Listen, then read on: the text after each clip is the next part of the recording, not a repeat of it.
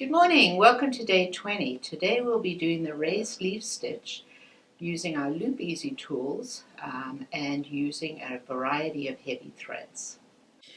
So I pulled a few threads to sort of show you how the types of threads and the types of shades that I would use. So I'm going to show you some examples of these. So these are the little raised leaf stitch here, and these ones here are done with silk and ivory. So you can see I do like to do them in some of the fluffier sort of woolly threads because they tend to open up and fill in the stitch really nicely. So these here are like I said, silk and ivory. This little sample has lots of different threads, but I wanted to also show you that on our Loop Easy tools, which are these here, you can make very, very tiny leaves like this, and the smallest one, up to a really large one from using the bigger size. So there's multiple sizes on here, and you may want to do some smaller ones, you know, on the little flowers at the bottom, and some bigger ones on the flowers above. So there's lots of different threads. Most of these are done in different weights of eleganza, and this is dazzle, so you can see that you get a little bit of a difference. This is the metallic braid that we used on one of the flowers, and you can see also that this little sample is very creative. In fact, my daughter Kelly did it,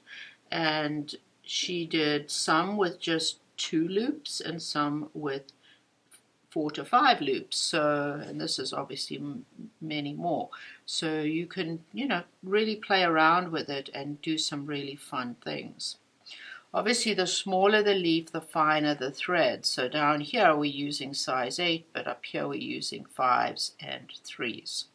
So here's another one that I've done that shows different threads. So I thought I would just point them out here. So here is silk and ivory, just up over here, silk and ivory. You can see how that fills in really nicely. Here is the silk straw.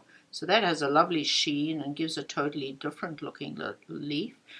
This little leaf is done out of plaid, which is nice. It fills in really nicely. This is number 3 House of Embroidery, and here are some plaid ones done out of plaid.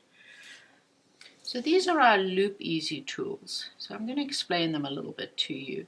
On the corner here it has a marking of how the depth of these little steps. So this is 1/4 inch, means that this is 1/4 inch, this is half, this is 3/4. The same here, this is an 1/8, this is a 1/4, this is 3/8, and this is a half. So that is the depth of the loops that this little tool makes for your little leaves.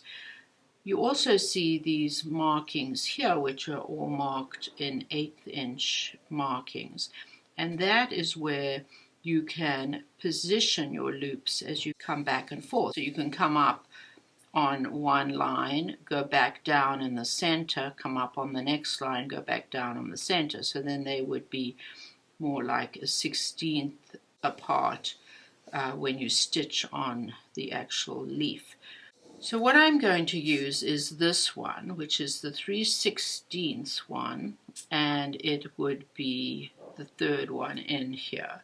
Let me go ahead and move these, and I will show you how I'm going to start. So I've done 2 leaves here. You can also see that I have a leaf and I have a little stem. So the positioning of how far you come out is going to be determined by how many loops you do, as well as whether you want to end up with a little stem. And the thing is, once you do your loops, if I start here with my loops, I did 4 loops. The last one is really going to end up here. And when I pull the tool out and pull my leaf forward, you can see that it grows by about half the length of the placement of the loops. So if you start too close to your stem, it's going to overlap your stem and end up over here. So I'm going to use this tool, and I always draw myself a little line, and that little line is what I'm going to follow for the angle of how I'm going to get the leaf to get to the stem. And the reason I draw it is just a visual for me to keep reminding myself to keep the tool on this line. So I'm going to use plied, and I have mine threaded here in a chenille needle, and you're always going to start at the point of the leaf here. So I'm going to bring my needle up. I have a knot in the end, and I'm going to bring it up at the point up here.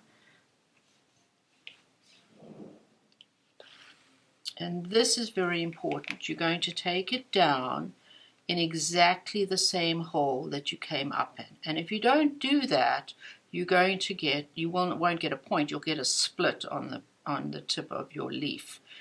So I'm going to pull it through like this, and I'm going to leave a little loop here.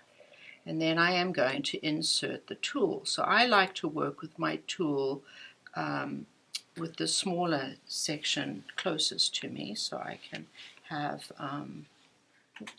find my thread, and I'm going to tighten that loop around the tool like this. So you can see I've come in the same hole and come out. So I would have come out here, flip my tool over, and gone down in the same hole. So now I'm going to flip my tool over, and this is what I'm talking about, keeping your tool on the pencil line. So I'm going to come now down, sort of a scant 1/8 of an inch down, and then I'm going to flip it over and go back down just below this thread, which would be on the 1/8 inch line there. So you can use those little lines, or you can just keep coming down just a little bit. So I'm going to come down again. You can see I've kept this on my pencil line, and then I'm going to flip it over and go back down just below it.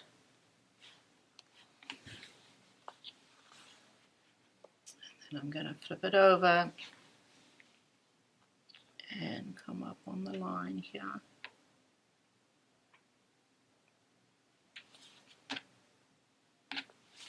Hang on.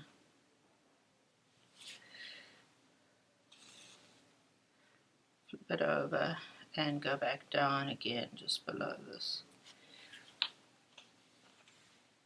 And I always like to come back up on the side that I started on, right here.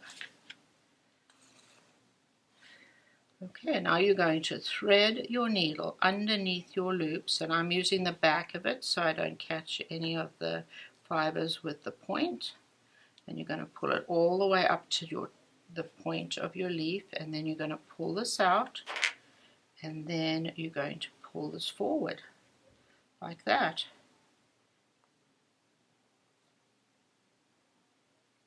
And I just will bring my leaf down, my stem down, so to join my center stem. So you can see I've couched down the stem, and I continued actually into the leaf as well, on the vein, so that it would keep the loops sort of a little secure. So the bigger the leaf, I tend to do that.